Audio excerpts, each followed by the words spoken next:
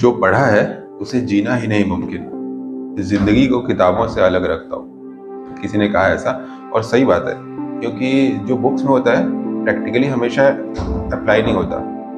जो प्रैक्टिकली हम चीज़ें देखते हैं कभी कभी बुक में नहीं होती। किताबें भी आखिरकार इंसान ही लिखता है, और इंसान के अंदर अपनी वीकनेस होती है।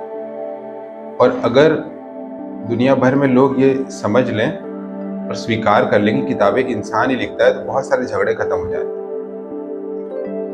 है कि नहीं?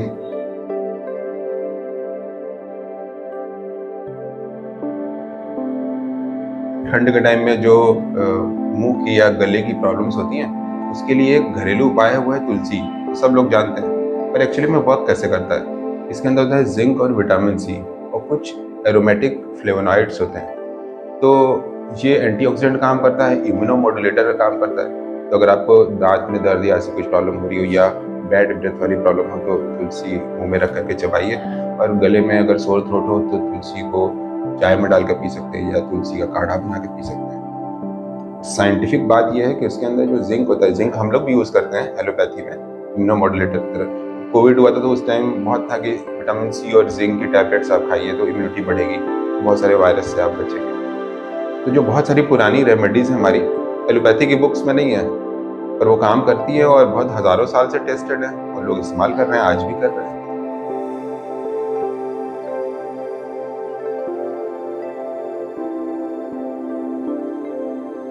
कुछ लोगों को एलर्जी की टेंडेंसी होती है, तो पुरानी किताबें झाड़ो तो वो कुछ डस्ट निकलती है, छींक आने लगती है।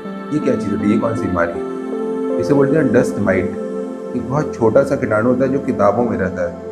जब झाड़ते हैं वो एयर बॉर्न हो जाता है, और फिर जब अंदर जाता है तो उससे एलर्जी, डस्ट से एलर्जी बहुत सारे लोगों को होती है। वो डस्ट से नहीं होती, एक्चुअली डस्ट माइट से होती है। पर ऐसे ज़्यादा लोग एटॉपिक होते हैं, मतलब आप उनका टोटल आईजी लेवल चेक कराइए तो आपको पता चल जाएगा कि एटॉपिक डर्मेटाइटिस वाले लोग, उनको पहले से लंग्स की प्रॉब्लम भी हो सकती है, अस्थमा भी हो सकता है, या नहीं भी हो सकता है, बहुत सारे नॉर्मल लोगों को भी होता है। जो डस्ट माइट होता है वो उससे अलग है, जिसको किताबी कीड़ा बोलते हैं, वो नहीं है। वो सिल्वर फिश होती है, छोटी सी, कभी कभी दिखती है पुरानी किताबों में। सिल्वर कलर का एक इंसेक्ट होता है, चलते हुए दिखता है। देखा कभी? नहीं? बहुत पुरानी किताबें करेंगे तो उसमें दिखेगा। और फिर बहुत पुरानी किताबों में छोटे छोटे छेद भी आते हैं, क्योंकि वो जो बना होता है जिस चीज़ से, वो सेलुलोज है, तो वो खा करके वो डाइजेस्ट कर लेते हैं, कार्बोहाइड्रेट है, किताबें खा जाता है किताबी कीड़ा। तो जो ज़्यादा पढ़ता रहता है किताबों में, उसको हम लोग बोलते हैं किताबी कीड़ा है। सिल्वर फिश बोलते हैं उसको।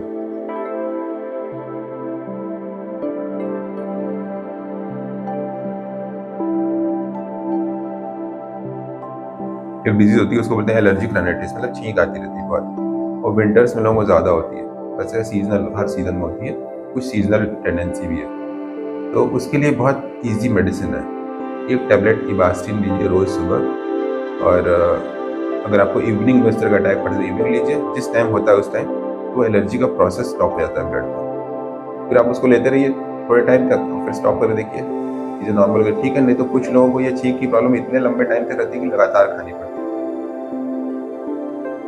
बहुत से लोगों को जो ऐसे कहते हैं ना सुबह चाय से एडिक्शन, वो चाय से नहीं होता, शुगर से होता है। क्योंकि जो 12 घंटे हम सो रहे होते हैं या 10 घंटे, तो उस दौरान शुगर का लेवल धीरे धीरे ड्रॉप हो जाता है, हाइपोग्लाइसेमिया आता है। और ये शुगर क्रेविंग और भी तरह की होती है, बहुत से लोगों को होती है। जब भी ब्लड में शुगर का लेवल डाउन होगा, हमारे ब्रेन में एक सेंटर है, वो एक्टिवेट होता है, वो कहता है कुछ ना कुछ खाओ। और कुछ लोगों में ये चीज़ शुगर क्रेविंग के रूप में होती है, शुगर एडिक्शन होता है कि कुछ ना कुछ मीठा खाना है। तुम्हें होता है? नहीं। किसी किसी को होता है, फिर वो मीठा खाए बिना रह नहीं सकते, उस समय एकदम वो हो जाते हैं क्रेजी टाइप के। मुझे एक चॉकलेट का ऐड नहीं आता है जिसमें फ्रेंड्स होते हैं तो हीरोइन बन जाता है एक लड़का, बिल्कुल वैसा वाला एडिक्शन।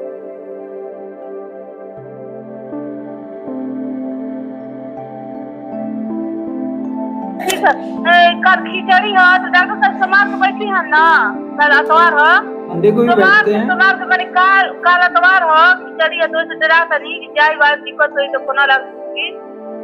हाँ, इतवार को भी बैठते हैं, सोमवार को भी बैठते हैं। अच्छा, कल बैठी है ना? कल बंदी नहीं है, खुला है। अच्छा, डॉक्टर साहब मतलब ये पूछा नहीं, खुला रे बैठी है ना, बस होता नहीं। हाँ हाँ हाँ, आई बैठेंगे, 1 बजे तक रहेंगे। 1 बजे तक। हाँ तो सोमवार के भर्ती नहीं है ना, सोमवार के परसों। नहीं, सोमवार को भी वही सेम टाइम है, 1 ही बजे तक रहेंगे। काहे? यही समय ही है। 1 बजे बैठे ना, उठ जाना का 1 बजे से। हाँ अच्छा ठीक है, सोमवार के तब हम आई। हाँ, आ जाइएगा, सुबह सुबह निकलेंगी तो पहुंच जाएंगी। कहाँ से बोल रहे हैं हाँ आप? हाँ, बिहार से बोला था मोहनिया बाबुआ से। अच्छा ठीक है। हाँ, दवाई लिए रही तो हम तो कुछ घर पकड़ा बोला तो परेशानी हो गई। ठीक बा, ठीक और ठीक। हो जाए सोमवार के। हाँ, सोमवार को।